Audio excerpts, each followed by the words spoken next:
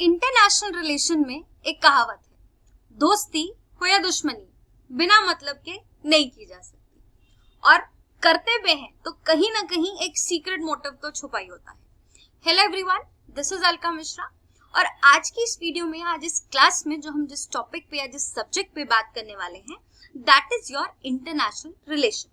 International relation क्या है, क्यों हमें यूपीएससी पर्सपेक्टिव से इंपॉर्टेंट है, कैसे हमें इंटरनेशनल रिलेशन कवर करना चाहिए, या आने वाले टाइम पे हम आपकी कैसे हेल्प करेंगे चीजों को कवर करने पे। इन सबसे पहले बात करने से पहले मैं आपको एक थोड़ा सा अपना बैकग्राउंड देना चाहूंगी कि this is Alka Mishra and I have done my schooling from Delhi itself. मैंने अपनी basic education, schooling, graduation, masters सब दिल्ली से की हुई, दिल्ली यूनिवर्सिटी से की हुई। I have done my schooling from army public school. मैंने अपनी ग्रेजुएशन करी है पॉलिटिकल साइंस ऑनर्स में from the Delhi university MLNC college. I have done my masters in public administration from Jesus and Mary college. साथ ही साथ I am also pursuing for PhD. मैं आगे चीजों को और थोड़ा सा पढ़ के और थोड़ा सा अपनी नॉलेज को इम्प्रूव करना चाह रहे हैं। अब इंटरनेशनल रिलेशंस को समझने के लिए आपको बहुत अक्सर बच्चे डर जाते हैं, ओ शिट, इंटरनेशनल रिलेशन, बड़ी बड़ी कंट्रीज के बारे में पढ़ना पड़ेगा, क्या पढ़ेंगे, कैसे पढ़ेंगे, क्या मुझे समझ आएगा, क्या कैसे कंट्रीज हम याद रखेंगे। नहीं, थोड़ा सा शांत रहिए। इंटरनेशनल रिलेशन को समझने के लिए आप थोड़ा सा अपने और अपने पड़ोस के साथ रिलेशनशिप को देखिए।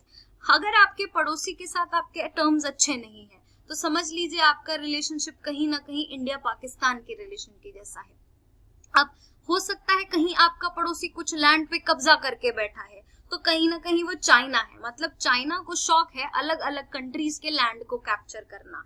अगर आपके किसी के साथ थोड़ी सी मतभेद है लेकिन एक मीठा सा रिलेशनशिप है, कभी खट्टा कभी मीठा, तो आप वेलकम, आपका रिलेशनशिप इंडिया नेपाल की तरह है।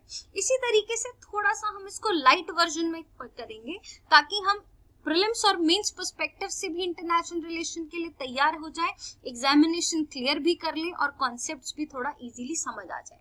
अब थोड़ा सा स्टार्ट करने से पहले इंटरनेशनल रिलेशन की अगर मैं बात करूं तो प्रीलिम्स और मेंस पर्सपेक्टिव से आपका इंटरनेशनल रिलेशनशिप इंपॉर्टेंट हो जाता है। कैसे होता है?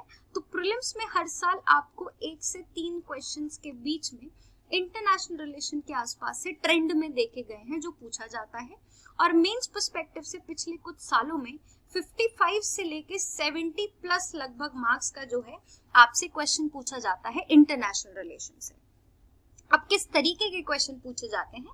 फॉर एग्जाम्पल, इजराइल और पैलेस्टीन के बीच की जो लड़ाई है अभी चल रही है, और ये युद्ध आज का तो है नहीं, हजारों साल से ये युद्ध चला आ रहा है, लेकिन अभी न्यूज में बहुत ज्यादा है, तो चांसेस आर वेरी हाई कि इस बार के प्रीलिम्स में या मेंस में इजराइल पैलेस्टीन से रिलेटेड क्वेश्चन पूछा जाएगा। अब प्रीलिम्स में किस तरीके से आपसे क्वेश्चन पूछ सकते हैं? तो प्रीलिम्स में आपसे पूछा जा सकता है कि इजराइल और पैलेस्टीन के आसपास की जो ज्योग्राफी है, वहां पे कौन कौन से ऐसे आर्ट एंड कल्चर की स्पेसिफिक चीजें हैं, यूनेस्को की क्या कोई साइट है तो कौन सी है, किसकी है, किसने बनवाई है या किसके टाइम की है। उसके बाद आपकी इजराइल और पैलेस्टीन की ज्योग्राफी इंपॉर्टेंट हो गई। आपने इजराइल पैलेस्टीन के साथ साथ या इजराइल के साथ साथ आपने सुना होगा Gaza strip, West Bank, Lebanon भी लगे हाथ, अब बहती गंगा में हाथ धो रहा है, तो लेबनन, इस तरफ आपका जॉर्डन। तो इजराइल और इजराइल से कनेक्टेड कौन कौन सी या बॉर्डर टच करती हुई कौन सी कंट्रीज हैं। आप नॉर्थ टू साउथ आइए, ईस्ट टू वेस्ट जाइए, कौन कौन सी सिटी आपकी अरेंज्ड है। इस तरीके के क्वेश्चन अब आपसे यूपीएससी पूछ सकता है। या इंडिया इजराइल और पैलेस्टीन की तरफ कौन सी पॉलिसी अपनाता है। फॉर एग्जाम्पल, इंडिया 2 तरीके की पॉलिसी इजराइल और पैलेस्टीन की तरफ अपनाता है। सबसे पहली हो गई 2 स्टेट सोल्यूशन, 2 राज्यों या 2 कंट्रीज के सॉल्यूशंस पे आप कैसे काम करेंगे, और यूपीएससी ये प्रीलिम्स में पूछ चुकी है कि 2 स्टेट सॉल्यूशन जो टर्म है कौन सी कंट्री से रिलेटेड है, तो answer was Israel and Palestine. दूसरा आपसे ये पूछा जा सकता है कि इंडिया की पॉलिसी है dehyphenation policy towards Israel and Palestine. अब इजराइल और पैलेस्टीन की डी-हाइफनेशन पॉलिसी का मतलब क्या है? डी-हाइफनेशन पॉलिसी का मतलब ये होता है, फॉर एग्जाम्पल मेरी शादी हो गई और मेरे 2 बच्चे हैं, एक लड़का और एक लड़की, तो मैंने क्या किया, लड़के को दी 5 टॉफी और लड़की को दी 10 टॉफी। या लेट्स से मेरे पास, ठीक है, लेट्स से मैंने लड़की को दी 15 टॉफी और लड़के को दी मैंने 5 टॉफी, मतलब लड़की एकदम कमाल, तुम बहुत अच्छी पढ़ने में बच्ची, सब कुछ अच्छा, तो मैंने उसे एज एन अप्रिसिएशन क्या कर दिया, उसको 15 टॉफी दे दी और लड़के को दे दी मैंने 10 टॉफी, ठीक, ये सॉरी 5 टॉफी। अब हुआ क्या कि मेरे को फिर लगा यार कहीं ना कहीं जब लड़के को पता चलेगा कि इसने तो बहन को मेरी 15 टॉफी दे रखी है और मुझे 5 टॉफी दे रखी है, तो फिर वो मुझसे नाराज हो जाएगा।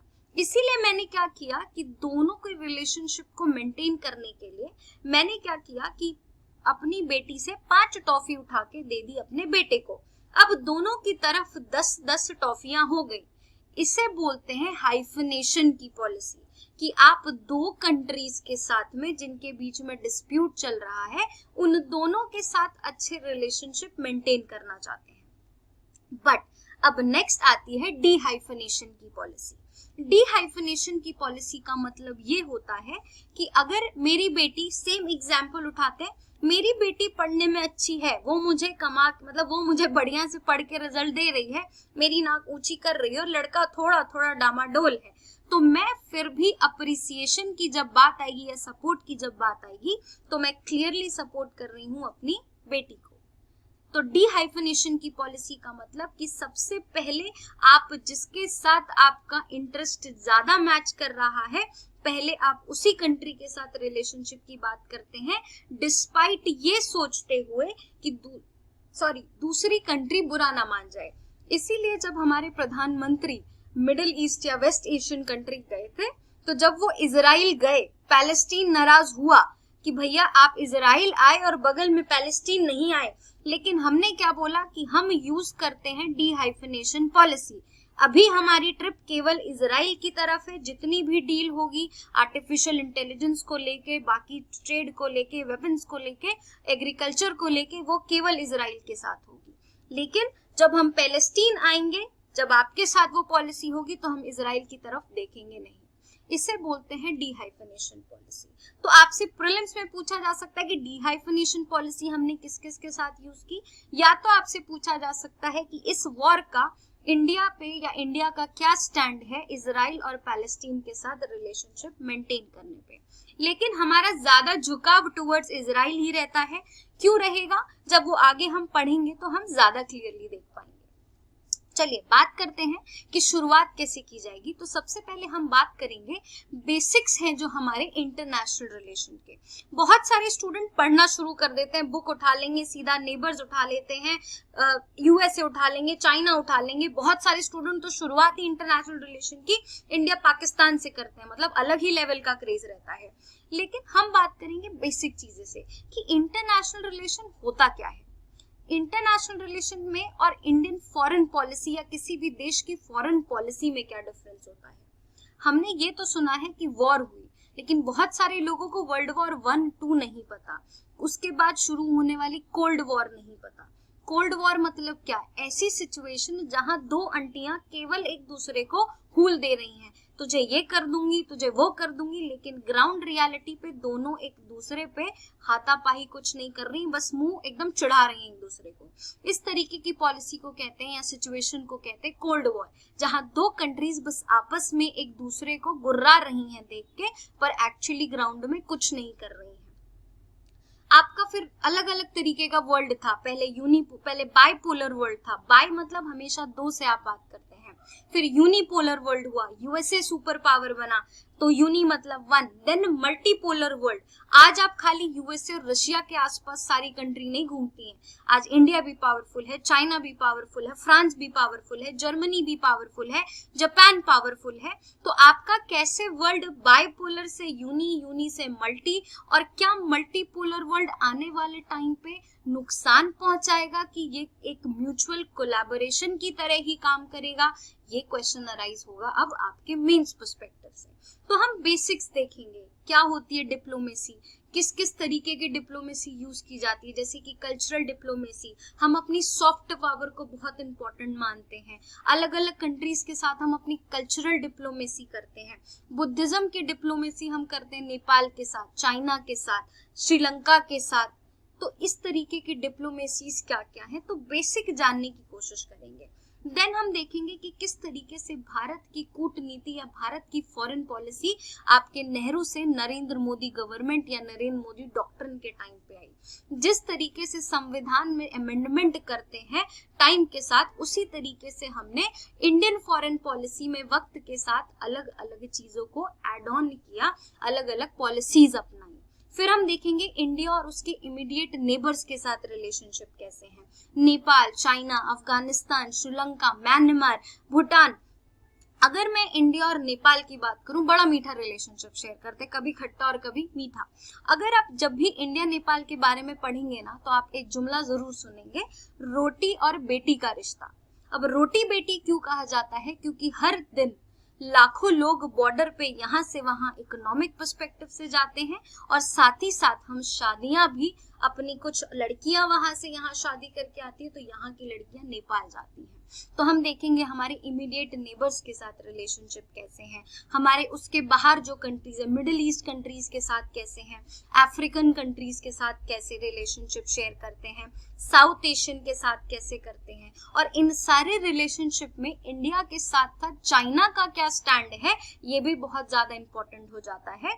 क्योंकि इंडिया, यूएसए या बहुत सारी बड़ी बड़ी जो कंट्रीज हैं, ये बहुत कुछ नई ऑर्गेनाइजेशंस बना ही इसलिए रही हैं क्योंकि इनको इन शॉर्ट अंदर से ये चाइना से कहीं ना कहीं डरी या घबराई हुई है, तो एंटी चाइना बनाई जाती है। गोल रखा जाता है cultural, social, economic development, but कहीं ना कहीं एक हिडन गोल होता है एंटी चाइना। तो हम वो देखेंगे कि किस तरीके से दो कंट्रीज के रिलेशनशिप को मेंटेन करने के लिए या रीजनल एरियाज को मेंटेन करने के लिए हम अलग अलग कंट्री से किस किस तरीके की ग्रुपिंग्स फॉर्म कर रहे हैं।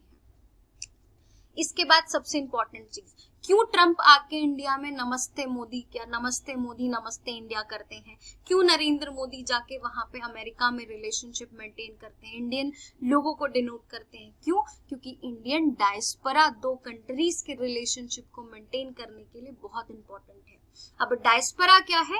तो डायस्पोरा का मतलब जो इंडियन पॉपुलेशन बाहर जाके या तो सेटल हो गई है, बाहर कंट्रीज की जाके नागरिक बन चुकी है, या फिर लेबर पर्सपेक्टिव से या फिर किसी आईटी पर्सपेक्टिव से या काम के पर्सपेक्टिव से दूसरी कंट्रीज में जाती है। तो कैसे ये इंडिया और उस कंट्री के रिलेशनशिप में एक बहुत इंपॉर्टेंट रोल प्ले करती है, ये हम पढ़ेंगे, क्योंकि यूपीएससी का ये फेवरेट ट्रेंड बना हुआ है पूछने का।